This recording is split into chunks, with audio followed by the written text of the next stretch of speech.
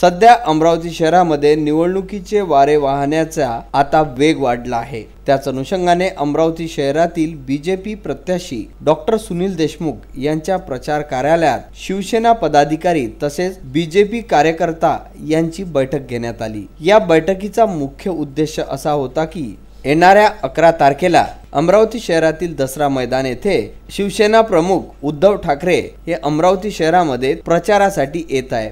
त्यांची भव्य प्रचार सभा ही अमरावती शहराच्या दसरा मैदानामध्ये होणार आहे। त्या निमित्ताने या बैठकीचं नियोजन करण्यात आलं होतं। डॉक्टर सुनील देशमुख व प्रीती बंड यांच्या प्रचारार्थ ही सभा आयोजित करण्यात आली आहे। तसेच अमरावती विभागातील शिवसेना आणि बीजेपीचे सर्व प्रत्याशी व कार्यकर्ता या प्रचार सभेमध्ये उपस्थित राहतील। तसेच जिल्ह्याभरातील प्रत्याशीकरिता अशा अनेक सभेचं आयोजन करण्यात येईल असेही या बैठकी दरम्यान सांगण्यात आले।